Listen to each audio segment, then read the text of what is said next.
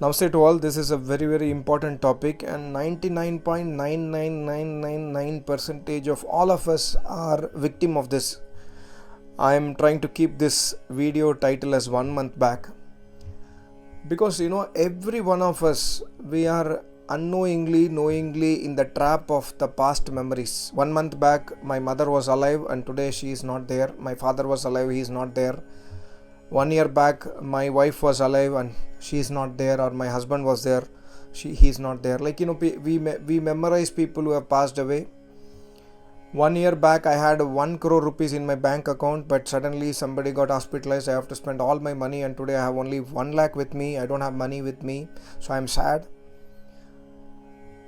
I had a very beautiful girlfriend or boyfriend. He used to care for me, take care for me, and he used to love me a lot, and today he or she does not exist in my life because we had a fight and we separated. So the memory of the boyfriend or girlfriend impacts me. Last year I used to study so well, and this year I have failed in most of the subjects. I am not able to study well. I don't know why. Last year everybody appreciated me. This year nobody is appreciating me. I am very sad. Last year I had this guy as my friend or this girl as my friend. Today he or she is not there as my friend.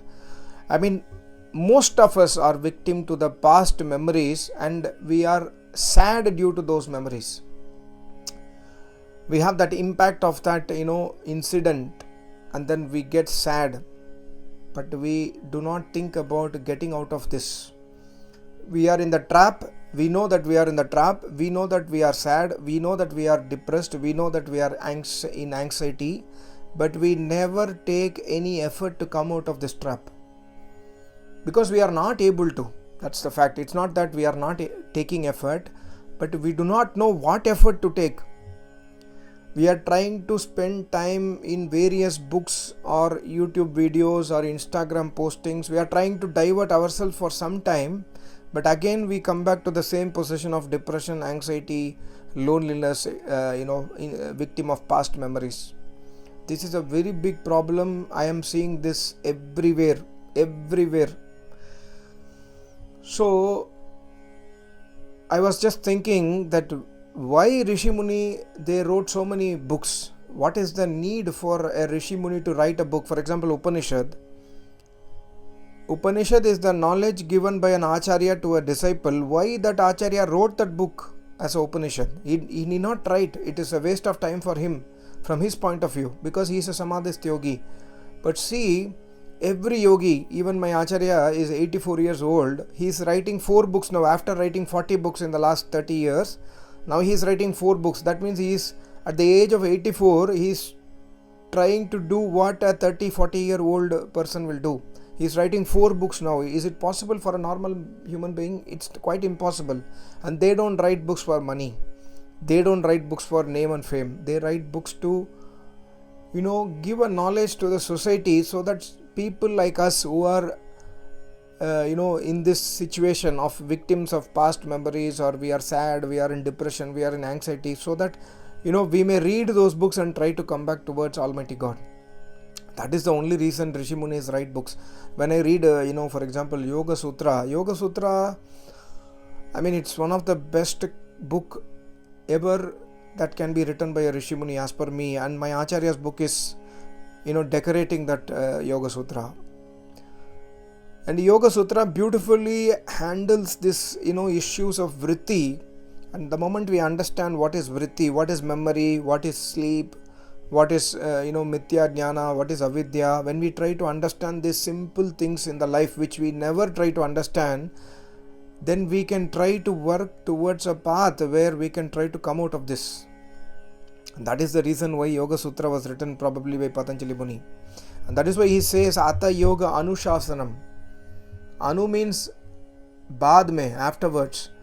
After I served my Acharya, after I listened to Vedas from my Acharya, after I worshipped Almighty God, after I did intense Ashtanga Yoga Tapasya, I have command over the Yoga Vidya, and that is how, and that is why I am trying to give you the knowledge of Yoga Vidya, because I have the command over that subject. And the starting from the first sutra, he never praises himself, he did not tell anything else. He just told all about himself in one sutra, Atha Yoga Anushasanam, that's it. In that one sutra, all the merits, all the stuti of Patanjali Muni is mentioned in that one sutra. And not only Patanjali Muni, all the Rishi Munis stuti is there in that sutra. After that sutra, he directly goes into yoga topic. And when you read the first chapter, when you read the first 25-30 sutras, you can understand your life completely. But if you have faith in Almighty God, if you have faith in Rishi Munis, and if you have faith in my Acharya, because the only Yoga Sutra which can help your life is the Sutra written by my Acharya, the explanations written by my Acharya. So when you have deep faith towards Vedic Sanatan Dharma and Rishi Munis, and you read this Yoga Sutra, you will understand that, what I am going through is written here. For example, the Rishi says, Vritti Sarupyam Itratra. Very, very difficult to understand this sutra. Vritti Sarupyam Itratra. Nobody can understand, nobody can decode these kind of sutras. See, in the absence of samadhi, when you are not a samadhi yogi, when you have not realized yourself, when you have not realized that Almighty God is within yourself and He is the ocean of the bliss, when you have not realized this, then what happens is you are Chitta Vritti yourself. Vritti Sarupyam Itratra. In the absence of samadhi, Jivatma is Chitta Vritti itself. Jivatma acts as if it is a Chitta Vritti, but Jivatma is not Chitta Vritti. Jivatma is not mind. Jivatma is not intellect. Jivatma is not the body. Jivatma is not the sharir, Suksham sharir. But in the absence of samadhi, that means in the absence of realizing that you are not the body, you will act as if that you are the body. In the absence of realizing that you are not the mind, you will act as if you are the mind. In the absence of realizing that you are not the Chitta Vritti, you will act as exactly as Chitta Vritti. That means sometimes the memory of the past incidents comes to your mind. Your mind tend to become sad, then you will become sad because you think that you are the mind. In the absence of samadhi, even after listening this sutra, we will become sad again. Why? Because we are just trying to listen it, but we do not understand, or we do not try to know who we are. So the most important topic for today for all of us in this world, it is not Ram Mandir.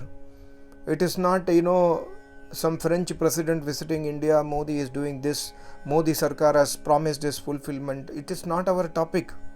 We are spending so much of time. I am seeing status of many people in WhatsApp.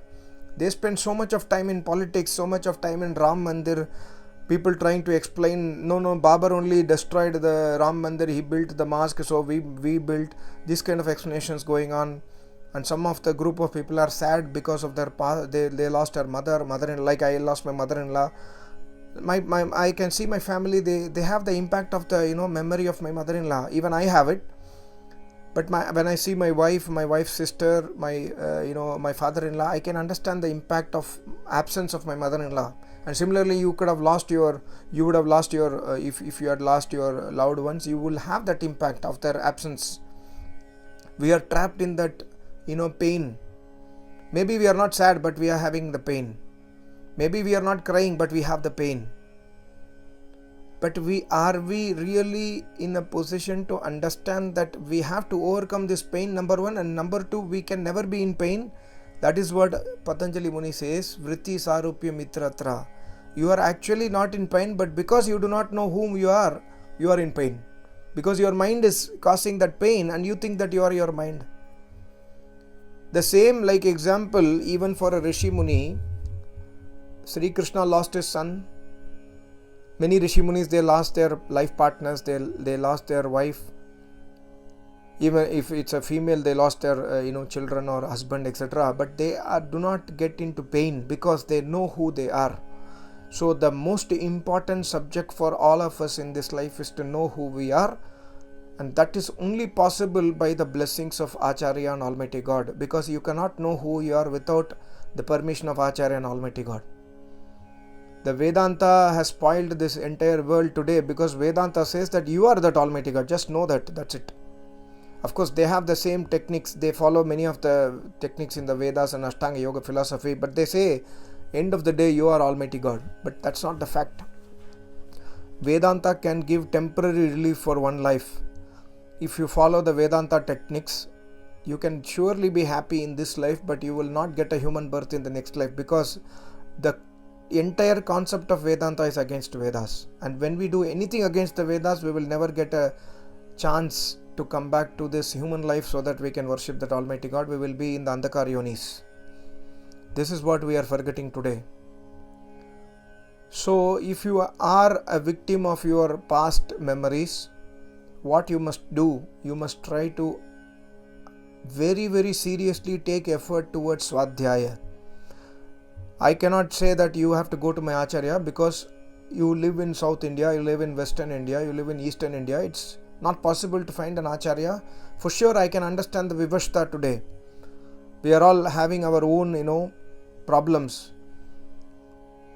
So how you cannot travel to an Acharya, and Acharya is a Samadhist yogi, he is living somewhere else. Can you come out of the, can you get a vacation or holiday, put holiday for 1 week and try to search a yogi? It's not possible quite in these days.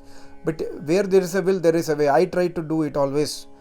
I always suggest that why not you try, number one. And number two, okay, if you are not trying it before that, try to go through the scriptures of my Acharya. He has spent his whole life energy in writing books. And the Yoga Sutra and Bhagavad Gita and other Hindi books what he has written, even in some of the English books what he has written, he has put his heart and soul in it only for one reason: to bring you out of the sorrow, to bring the humanity towards Almighty God. And try to start worship Almighty God immediately. Do not waste any time. Of course, in the Vedic procedure, you have to take Diksha to worship Almighty God. But today you cannot take Diksha because you do not know an Acharya. And you do not have time to go to a real Acharya. You have hundreds of reasons.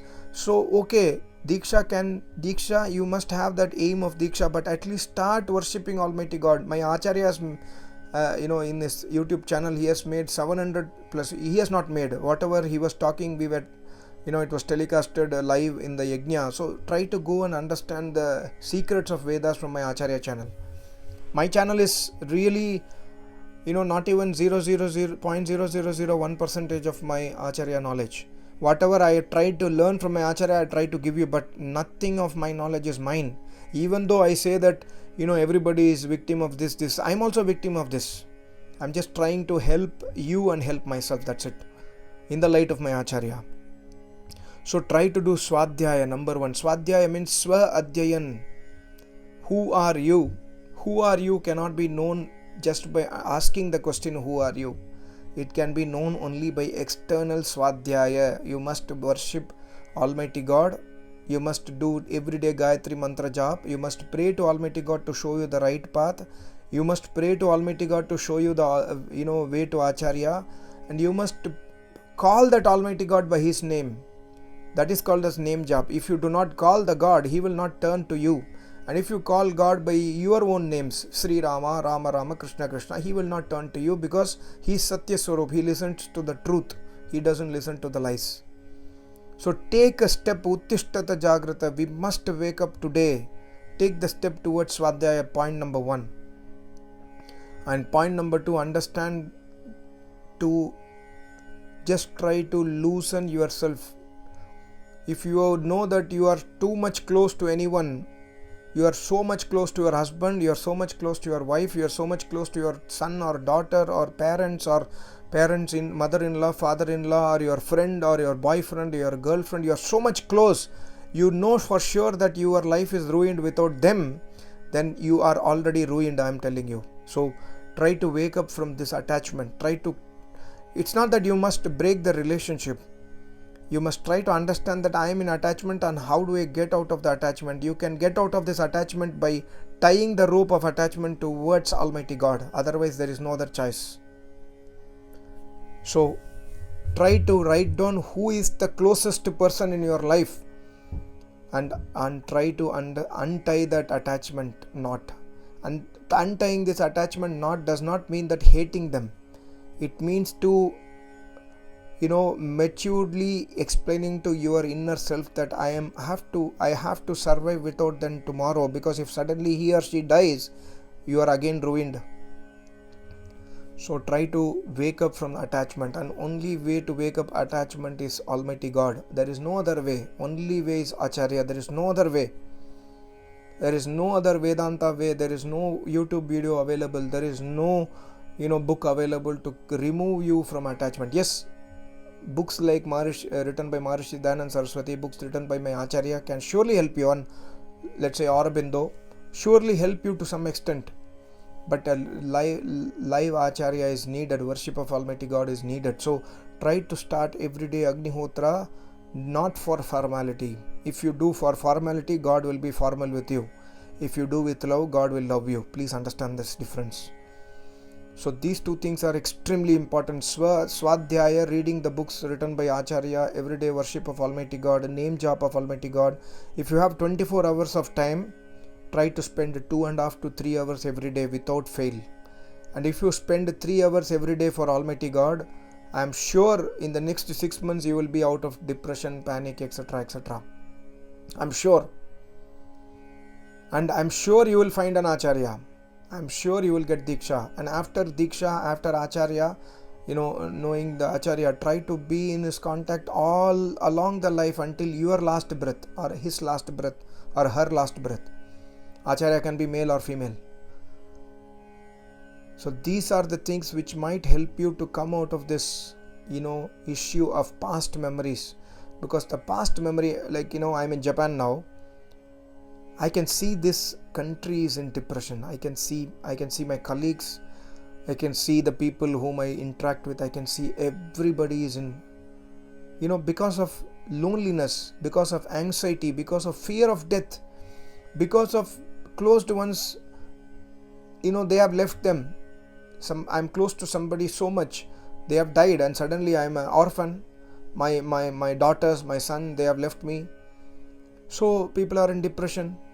Somebody is depression due to no job. I mean, this country is in total depression. Not only this country, I'm just telling, every country is having this problem, and India also is slowly getting into this trap. And 100% in few 50 years or few couple of decades, India also will be like Japan. India also will be like any other country, that everyone will be depressed, because we do not worship that Almighty God who is our creator.